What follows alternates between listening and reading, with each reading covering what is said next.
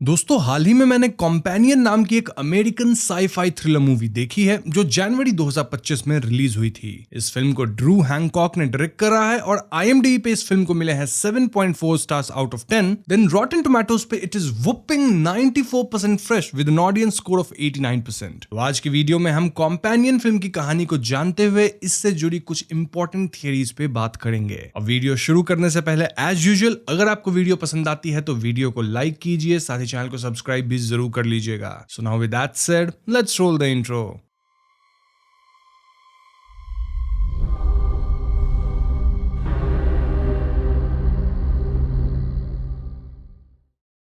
तो कहानी की शुरुआत में हम आइरिस नाम की एक लड़की से मिलते हैं जो सुपरमार्केट में शॉपिंग कर रही थी। तभी उसकी मुलाकात जॉश नाम के एक लड़के से होती है और देख के ऐसा लग रहा था मानो उन्हें लव एट फर्स्ट साइट हो गया था। और इसी दौरान आइरिस एक मोनोलॉग भी दे रही थी जहां वो कहती है कि उसके जीवन के दो ही पल सबसे सुंदर है। एक तो तब जब वो पहली बार जॉश से मिली और दूसरी तब जब उसने जॉश को हमेशा के लिए खत्म कर दिया। सीन यहीं कट हो जाती है। अब कुछ महीने बाद आइरिस और जॉश अपने दोस्त कैट के केबिन में आते हैं जो बिल्कुल जंगल के बीचों बीच था। और हम समझ पाते हैं कि आइरिस को जॉस के दोस्तों के साथ हैंग आउट करने में प्रॉब्लम था, एज वो सोचती थी कि जॉस के दोस्त स्पेसिफिकली कैट उसे पसंद नहीं करती है। जॉस उसे समझा बुझाकर अंदर ले जाता है और केबिन में हम कैट, उसके बॉयफ्रेंड सरगर और एक कपल को देखते हैं जो कि थे इलाई एंड पैट्रिक। अब कैट की बिहेवियर से लगता है कि वो आइरिस को ज्यादा पसंद नहीं करती थी, वहीं सरगे के हाव भाव से लग रहा था कि वो आइरिस को गलत नजरों से देख रहा है। वैसे मैं आपको बता दूं कि ये केबिन सरगे का ही है। खैर अब आइरिस अपने रूम आकर सूटकेस को अनपैक करती है जहां अंदर हम व्यूअर्स एक पेन ड्राइव जैसी चीज को देख पाते हैं। अब लंच के टाइम सारे दोस्त मिलकर बातें करते हैं जहां पैट्रिक बताता है कि वो एक कॉस्ट्यूम पार्टी के दौरान इलाई से मिला था और कैसे दोनों प्यार में पड़ गए वगैरह वगैरह। वहीं आइरिस भी जॉस के प्रति अपने प्यार को जाहिर करके खुश होती है। मतलब देख के ऐसा लग रहा था कि आइरिस जॉस से बेइंतहा मोहब्बत करती है। अब रात को आइरिस को कैट से पता चलता है कि सरगे शादीशुदा है और कैट तो बस उसके टाइम पास करने का एक जरिया है। वहीं बातों बातों में आइरिस कैट से पूछती है कि तुम मुझे क्यों नहीं पसंद करती। इस पे कैट कहती है कि उसे डर लगता है कि आइरिस इतनी परफेक्ट है कि वो कहीं कैट को रिप्लेस न कर दे।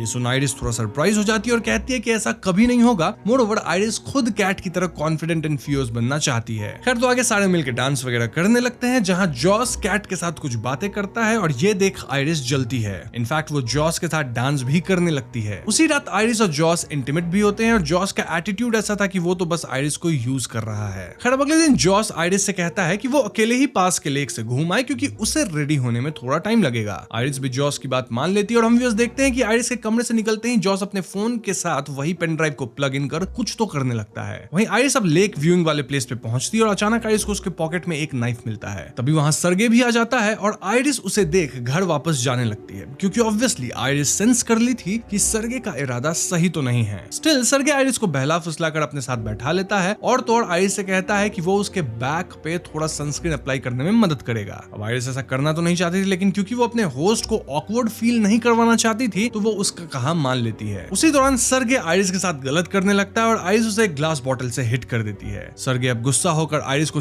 करने लगता है और वो ये भी कहता है कि वो कभी भी जॉस से नहीं मिल पाएगी। अब सेल्फ प्रोटेक्शन के लिए आइरिस अपने पॉकेट से वही नाइफ निकालती है और सरगे पे हमला कर देती है जिससे सरगे समाप्त हो जाता है। वहीं दूसरी तरफ इन सब से अनजान जॉस, कैट, इलाई और पैट्रिक केबिन में बातें कर रहे होते हैं and to their shock Iris खून से लथपथ केबिन में आती है। सारे उसे देख पैनिक करने लगते हैं और आइरिस खुद भी पैनिक होकर अपनी सिचुएशन समझाने की कोशिश करती है कि उसके साथ कैसे गलत होने वाला था और वो जो कुछ भी करी है सेल्फ डिफेंस में करी है। तभी अचानक से जॉस कहता है आइरिस स्लीप, जिससे आइरिस किसी रोबोट की तरह ऑफ हो जाती है और उसकी आंखें सफेद पड़ जाती है। जी हाँ दोस्तों, यहाँ आता है मूवी का सबसे पहला ट्विस्ट और हम समझ पाते हैं कि आइरिस कोई इंसान नहीं बल्कि एक रोबोट है। जी हाँ, वो एक बहुत ही हाई टेक रोबोट है जिसे बेसिकली लोगों का अकेलापन दूर करने के लिए बनाया गया है। अब यहाँ हम आइरिस की कुछ फंक्शनैलिटी के बारे में जान पाते हैं कि कैसे वो एक कंपेनियन रोबोट है और हमेशा अपने यूजर की बात मानती है। आइरिस के केस में यूजर जॉस था और ऐसे रोबोट्स कभी भी झूठ नहीं बोल सकते, मतलब हमेशा अपने यूजर के साथ इमोशनली कनेक्टेड होते हैं और दौड़ इनको थ्रू स्मार्टफोन ऑपरेट किया जा सकता है। लेकिन सबसे इंपॉर्टेंट बात यह थी कि रोबोट को नहीं पता होगा कि वो एक रोबोट है और उसकी कॉन्शियसनेस पूरी तरह से बरकरार रहेगी। तो ये बात जब आयरिस को पता चलती है तो वो बहुत ज्यादा सरप्राइज हो जाती है और जॉस उसे सारी सच्चाई बताता है। और ये कपल की कहानी है ना कि ये लोग सुपरमार्केट में मिले थे एंड ऑल दैट,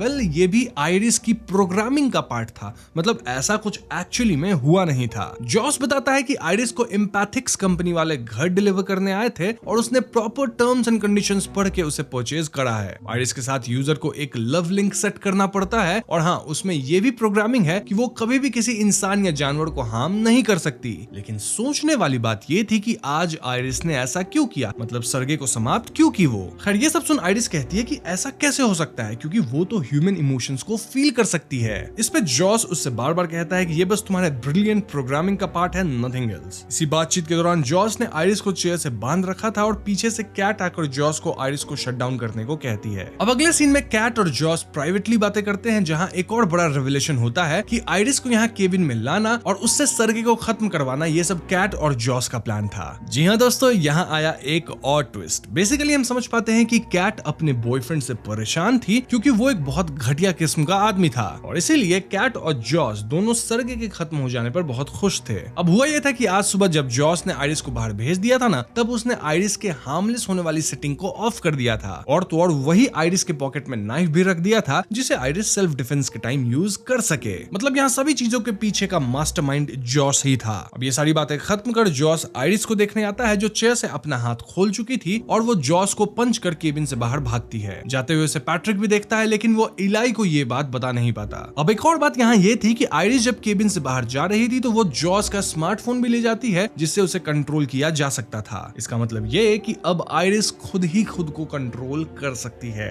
खैर अब केबिन में जॉस इलाई को भी अपने प्लान में शामिल कर लेता है जिसपे इलाई पहले तो पैनिक करता है लेकिन सून जॉस उसे समझाता है कि जिसको उन्होंने खत्म किया है वो बहुत बुरा आदमी था जो सब्सटेंस अब्यूज, ट्रैफिकिंग वगैरह भी करता था। तो हाँ, उसको खत्म करके इन लोगों ने कोई गलत काम नहीं किया है। लेकिन सच कुछ और ही था दोस्तों। बेसिकली सर्गे को खत्म करने का जो सबसे बड़ा रीजन था वो ये कि उसके केबिन में $12 मिलियन रखे हुए थे और इस पैसे पे कैट की नजर थी। बेसिकली सर्गे एक अमीर आदमी था जिसने अपने केबिन में बहुत सारे पैसे छुपाए थे और उसी को पाने के लिए जॉस और कैट ने ये सारा खेल रचा था। अब ये दोस्त मनी सेफ को डिस्कवर कर लेते हैं और इलाई कहता है कि पैसे 4 लोगों में बटेंगे क्योंकि पैट्रिक भी तो इनके साथ है ना, जिसपे जॉस मना करता है और कहता है कि इसको कोई भी हिस्सा नहीं मिलेगा। तभी एकदम से इलाई पैट्रिक को भी कमांड देता है कि गो टू स्लीप और यहाँ एक और झटका मिलता है कि पैट्रिक भी एक रोबोट है। खैर सारे आर्ग्यूमेंट्स के बाद फाइनली इलाई मान जाता है कि वो और पैट्रिक एक ही शेयर लेंगे और एक गन लेकर दोनों आयरिस को ढूंढने जंगल में चले जाते हैं। वहीं दूसरी ओर आयरिस केबिन से भागकर जंगल में छुप जाती है और अपने कंट्रोल्स चेंज कर लेती है। लाइक पहले जॉस उसके इंटेलिजेंस को सिर्फ 40% पे रखा था लेकिन अब आयरिस उसको चेंज करके 100% पे कर देती है। ऑफ कोर्स इससे आयरिस एक्सट्रीमली इंटेलिजेंट हो जाती है और सोचती है कि आगे क्या करना है। तो उसका पहला प्लान था कि वो राह चलते किसी इंसान से लिफ्ट लेगी लेकिन उसे समझ आता है कि उसकी खून से लथपथ हालत देख कोई भी उसे लिफ्ट नहीं देगा। तो हाँ, दूसरा प्लान ये हो सकता है कि वो वापस केबिन चली जाए लेकिन इसमें भी खतरा है क्योंकि जॉस आयरिस को खत्म कर सकता था। इसलिए आयरिस तीसरा ऑप्शन अपनाती है जहां वो छुप कर जॉस के कार तक पहुंचेगी और कार को स्टार्ट करके बेसिकली कमांड देके टाउन में चली जाएगी। वैसे आयरिस छुपते छुपाते केबिन की तरफ भागने लगती है। वहीं जंगल में चारों दोस्त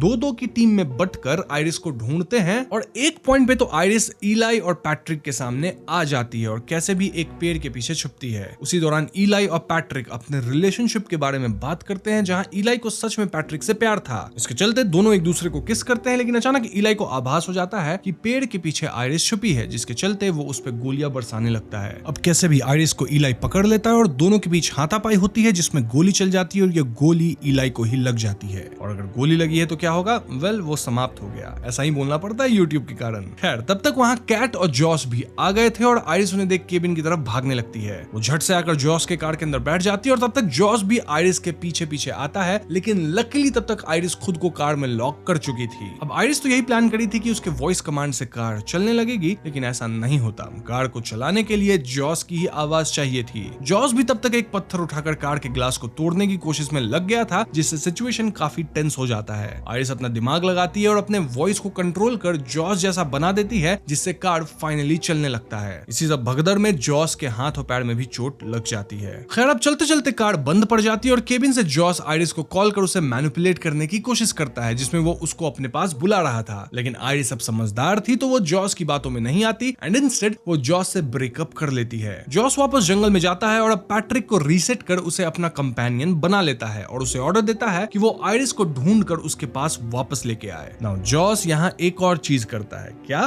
वो पैट्रिक के एग्रेशन लेवल को 100% बढ़ा देता है, जिससे हम समझ पाते हैं कि अब तो शायद पैट्रिक तहलका ही मचा देगा। खैर वहीं दूसरी तरफ आइरिस खुद को कार से बाहर निकालने के लिए स्ट्रगल कर रही थी और उसे एक शेरिफ देख लेता है। आइरिस कार के ग्लास को तोड़कर बाहर आ जाती है, लेकिन ऑफिसर उसे रोककर पूछता है कि उसे क्या कोई प्रॉब्लम है। आपको पता है कि आइरिस कभी भी झूठ नहीं बोल सकती थी, इसीलिए वो खुद के लैंग्वेज को जर्मन में चेंज कर लेती है, जिससे ऑफिसर को कुछ समझ ही नहीं आए। मतलब वो सच भी बोल देगी और सामने वाले को कुछ समझ भी नहीं आएगा। लेकिन बात करते करते शेरिफ को कुछ गड़बड़ मालूम होता है और वो कार में एक खून से लथपथ नाइफ भी देख लेता है। इससे वो समझ जाता है कि आइरिस जरूर कोई कांड करके भागी है और वो उसे हैंडकफ कर देता है। तभी पीछे से वहां पैट्रिक आता है जो शेरिफ से भिड़ जाता है और कुछ ही पंचेस में वो शेरिफ को समाप्त करता है। इसी मौके का फायदा उठाकर आइरिस वहां से भागने की कोशिश करती है, लेकिन पैट्रिक उसके कंट्रोल्स को छेड़छाड़ कर उसे केबिन वापस ले आता है। अब अगले सीन में कैट और जॉस देखते हैं कि पैट्रिक ने शेरिफ को समाप्त कर दिया है और वो आइरिस को अंदर सोफा पर बिठा देते हैं। देखा जाए तो इनकी मुसीबत अब और भी बढ़ने वाली थी, क्योंकि यहाँ एक नहीं बल्कि 3 जान जा चुकी थी। अब इस सबसे परेशान होकर कैट एक सूटकेस में सरगे का आधा पैसा भर के घर से निकलने लगती है और जाते जाते वो जॉस से ये भी कन्फेस करती है कि सरगे एक बुरा पति और बॉयफ्रेंड तो था, लेकिन वो कोई इलीगल काम नहीं करता था। लाइक वो एक नॉर्मल गाय था, लेकिन क्योंकि जॉस उसे गलत लाइट में देखता था तो कैट ने उसके इसी इग्नोरेंस का फायदा उठाया और जॉस को मैनिपुलेट किया कि वो ये सब प्लान करे। मतलब सबसे बड़ा गेम तो यहाँ कैट खेल गई एंड ऑफ कोर्स जॉस इससे हर्ट था और वो कैट को अपने पास रोकना चाहता था, लेकिन कैट उससे कहती है कि वो उसकी रोबोट नहीं है तो वो उसे कंट्रोल नहीं कर सकता है। जॉस को गुस्सा आ जाता है और वो पैट्रिक को कैट को रोकने कहता है और जैसा हम जानते हैं कि पैट्रिक का एग्रेशन लेवल 100 था और ऐसे में वो कैट पे काइंड ऑफ हमला कर देता है, इस तरह का हमला जिससे कैट भी समाप्त हो जाती है। सो द पॉइंट इज कि अब इंसान सिर्फ जॉस बचा है और मामला यह था कि जॉस आइरिस के कपड़े वगैरह चेंज करवा कर उसे अपने सामने डिनर टेबल पे बिठाता है और यहाँ दोनों एक दूसरे को कन्फ्रंट करते हैं। जॉस का मानना था कि आइरिस की वजह से ही केबिन में सारे लोगों की जान गई है। वहीं आइरिस जॉस को रियलिटी चेक देते हुए कहती है कि जॉस के साथ जो कुछ भी हुआ है वो उसकी लालच के कारण हुआ है। आइरिस बेसिकली यहाँ प्रूव करती है कि जॉस एक बहुत लोनली और डिप्रेस्ड आदमी है और इससे जॉस गुस्सा होकर आइरिस के इंटेलिजेंस को 0 पसंद कर देता है। मतलब जॉस को अच्छा नहीं लग रहा था कि एक रोबोट उससे स्मार्ट है, इनफैक्ट उसे जज कर रही है। खैर अब आइरिस के ऑलमोस्ट इनएक्टिव हो जाने के बाद जॉस उसके हाथ को जला देता है और इस रोबोट को खुद को समाप्त करने को कहता है। आइरिस पेन में तो थी, लेकिन उसमें कोई भी इंटेलिजेंस नहीं था और ऐसे में वो खुद को काइंड ऑफ समाप्त करती है, मतलब सर पे मार के। जॉस भी तब तक आइरिस के डेवलपर्स को अपने केबिन में बुला लेता है और एक सेटअप करता है जहां वो कैट और सरगे और इलाई तीनों के मरने का दोष आइरिस पे डालता है और पैट्रिक को शेरिफ के कपड़े पहनाकर ऐसा एक्ट करता है कि उसने सब कुछ पुलिस में रिपोर्ट करा है। डेवलपर्स को पैट्रिक का फेस बड़ा जाना पहचाना सा लगता है, लेकिन जॉस कैसे भी झूठ बोलकर उन लोगों को अपनी बात मनवा ही लेता है। जाते जाते डेवलपर्स बताते हैं कि आइरिस के स्टमक एरिया में एक कैमरा लगा है जहां उसका सारा डेटा स्टोर होता है। तो हाँ, ये लोग लैब जाकर डेटा को रिट्रीव कर उसमें आए ग्लिच को चेक करेंगे, जिससे उन्हें पता चल जाएगा कि आइरिस के साथ आखिर क्या हुआ है। मतलब अनलाइक ह्यूमन जिनकी डेटा ब्रेन में स्टोर होती है, आइरिस की डेटा उसके स्टमक में स्टोर होती है, जो जॉस को पता ही नहीं था। और क्योंकि वो रोबोट है तो खत्म होने के बाद भी उसके डेटा को रिट्रीव किया जा सकता है अनलाइक ह्यूमन। बेसिकली जॉस अब बुरा फंसने वाला था। खैर तो ये दोनों डेवलपर्स आइरिस को अपने ट्रक में लोड करते हैं और जैसे ही केबिन से निकल रहे होते हैं तो पैट्रिक इनके सामने खड़ा हो जाता है और एंड मोमेंट में डेवलपर को याद आता है कि पैट्रिक भी उन्हीं के कंपनी का रोबोट है। लेकिन तब तक बहुत देर हो जाती है और पैट्रिक एक डेवलपर को समाप्त कर देता है। वहीं इसी चक्कर के दौरान आइरिस भी ट्रक में हील होने लगी थी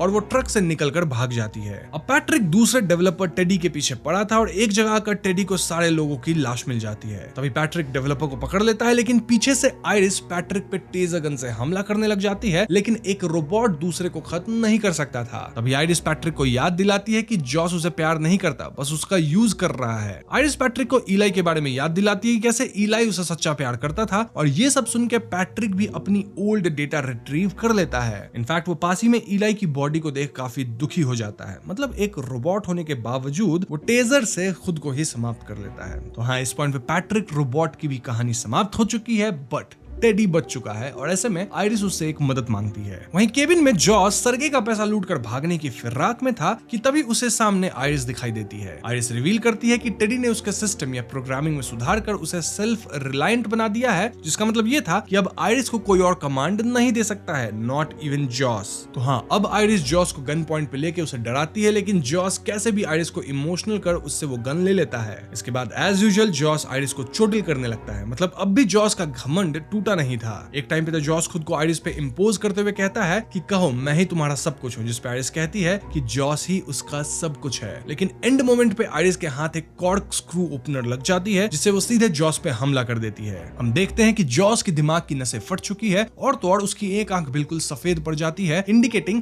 कि आयरिस ने उसे समाप्त कर दिया है। अब यहाँ जॉस की आंख जो सफेद पड़ गई है, एक उससे आप कंफ्यूज नहीं होइएगा, जॉस एक ह्यूमन ही है। अब अगली सुबह आयरिस वही मोनोलॉग देती है जो वो मूवी के स्टार्ट में दे रही थी, और वो अपने जले हुए हाथ के चमड़े को उतार कर अपने रोबोट होने की बात को एक्सेप्ट कर लेती है। वो ड्रेसअप होकर सर्गे के सारे पैसे लेकर केबिन से निकल पड़ती है और हम समझ पाते हैं कि अब से वो अपनी लाइफ अपनी शर्तों पे जिएगी। और इसी पॉइंट पे कंपेनियन मूवी समाप्त हो जाती है। तो दोस्तों ये थी कंपेनियन मूवी की डिटेल्ड एक्सप्लेनेशन, और कहानी काफी सिंपल सी है लेकिन इसमें कुछ हिडन मीनिंग्स हैं। तो सबसे पहले यहाँ एक मूवी एक टॉक्सिक रिलेशनशिप को दर्शाती है, जहाँ एक आदमी कंट्रोलिंग होता है और वो अपने पार्टनर को हमेशा डोमिनेट करने की कोशिश करता है, जस्ट लाइक जॉस। अब ये चीज कई बार लड़के करते हैं, लड़कियां भी करती हैं, बट मूवी में जॉस को दिखाया गया है। वो आयरिस को बस एज ए टॉय यूज करता था, जबकि iris was much more than A robot. लेकिन फाइनली आयरिस को काफी कुछ समझ में आता है एंड देन वो जॉस से अपनी कंट्रोल वापस लेती है और अपने लाइफ अपने शर्तों पे जीने लगती है। अब कहानी में कई सारे सरकाज़म या फिर आयरनी वाले मोमेंट्स भी है, जहां जॉस हमेशा खुद को एज ए विक्टिम दिखाता है। मतलब वो सारी चीजों का दोष आयरिस पे डालता है